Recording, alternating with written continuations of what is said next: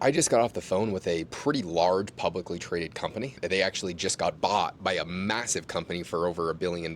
They're just a part of this conglomerate of this large publicly traded company. And so I'm going to go over how these large companies start to get such shit return per employee, because this guy, they were based out of Chicago. And so this was a potential sponsor for one of my clients. I think that's going to fall through. Wasn't a great fit. For some context, I have a social media business where we help a lot of large businesses do all of their organic growth. We build out all the back-end funnels to help those views convert to customers for the clients. I use this channel to find employees, which is I'm now living in a house of Columbia with people that I found from this channel. I've been starting to find sponsors for my clients because I can generate them so many views. And one of my clients is Robert Kiyosaki. If we're generating millions and millions of views, he has a lot of brand awareness and trust. If he recommends a company, there's a high probability of conversion. And so we're getting sponsors for all the clients, going really, really well. I was just talking to this company that Alfonso, the person editing this, he got for me. The guy that I was on the call with showed me around the office. They were based out of Chicago, which is one of the kind of finance hubs. Part of the reason why this company got bought out, the one that I was in talks with, they had a YouTube channel with over 400,000 followers. And since they were getting a decent amount of reach, that led to them getting bought out for $1 billion. Because a lot of these publicly traded companies understand how important distribution is. If you have an audience, it converts. They also had this product that fit well with the channel that was a very high TAM product. I'm not going to go into the details because I can't spoil anything. They ended up getting bought out by this company for a very large multiple of what the company was actually worth because of the creator influencer part. What happened once the publicly traded company got taken over for $1 billion?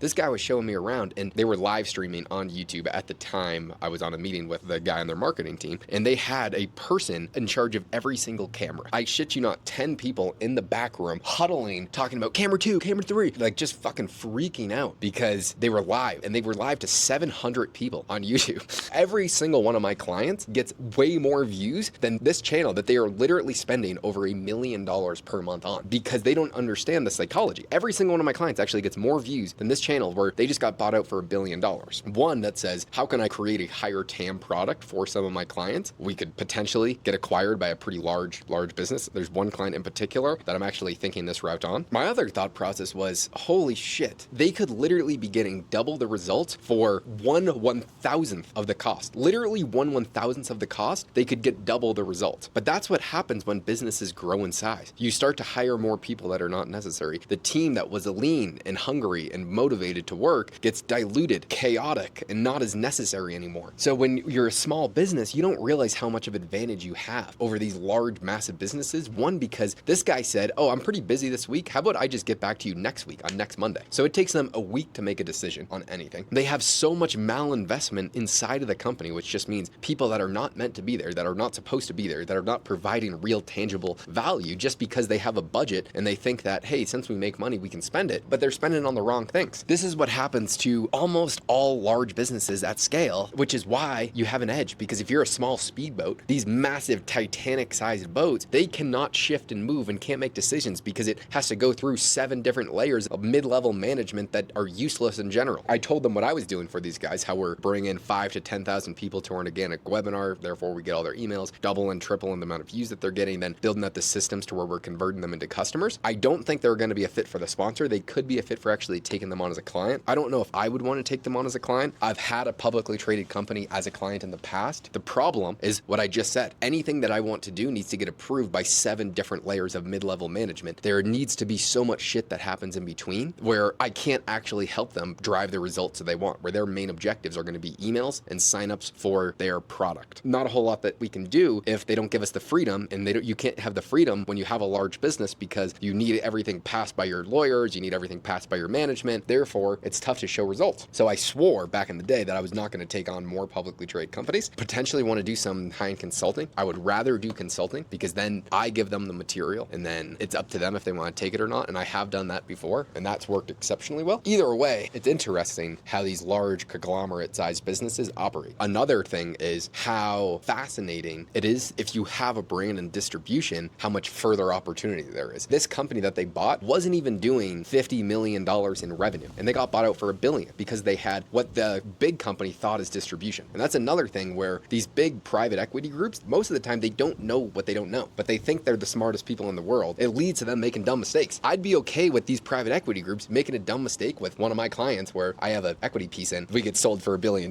then I would not be making these videos anymore. I would not need employees because I would be retired. As we are here in Medellin, Colombia, I would be on the freaking boat right now. I absolutely love what I do, but it's definitely an option that I'm going to talk to one of my clients about. How can we structure videos that grow your product, have more tangible buyout potential in the future? Because a lot of these businesses, private equity and big businesses, they want these influencer type distribution networks that they can have under their umbrella. So there's some pretty interesting things going on. This week's really important. The team's fucking getting coffee right now. I'm really busy. I have a lot of shit to do. There's a lot of moving parts this week. We actually just signed on a new client, getting all that shit handled tomorrow. Things are going really well, really well. Nothing's always going to be perfect. A few months ago, I was making videos on how the business was really at this point of exponential growth. You don't realize that it just takes 3 to 5 years to get to that point where you have this static, slight increases in business and revenue and opportunity. And then out of nowhere, because it just takes a long time to build something, you get this exponential curve, fucking double and triple in revenue. We are in the process of going parabolic right now. And so I just want to keep that trend going. I'm going to be working really hard over the next few months and just getting shit fucking handled. The whole team is fired up. This week, I think I need to hire at least 2 people. I'm looking for a personal assistant because I'm fucked right now with work. I have so much shit tasks that, let's say, are $100 per hour tasks where I need to offload, so I can focus on the $1,000 per hour tasks, so I can focus on higher leverage things that really move the needle. Like not taking 75 meetings per week, not gonna happen. Something like this I will take. That's a huge opportunity, obviously. Looking for a personal assistant, and then an AI copywriter, someone that's really good at understanding human psychology, utilizing AI to do a lot of the copywriting for all my clients, because we do a lot of their written stuff too. Hopefully they have a good understanding of sales psychology and how to convert, how to really grow an audience on LinkedIn and X are the main 2 platforms, as well as email. That would be huge. Then there's one other hire that I'm looking for this week that I'm not going to discuss because it's not necessary. Things are just chugging along. It's really actually exciting. It's so different because business is now moving with just such bigger moves. I can even feel as the business is starting to get bigger, just you have more mid-level management. Shit happens. That's what happens when you scale. And I'm excited to scale. I would love to, over the next 18 months, I think there's a chance we 5 to 6x the business from where it is today. That's really where we're trending though. Not trying to do everything week over week, have more realistic time horizons. Shit's fucking jamming. We'll see this week though. Thursday, we have 2 massive webinars with 2 of the clients. If those crush, we didn't have a lot of time to prepare for, and we're going to continue to make it better, continuously hone down, improve. We have a good replicable format that's going to make a lot of money for our clients, which would make a lot of money for us. Therefore, excited.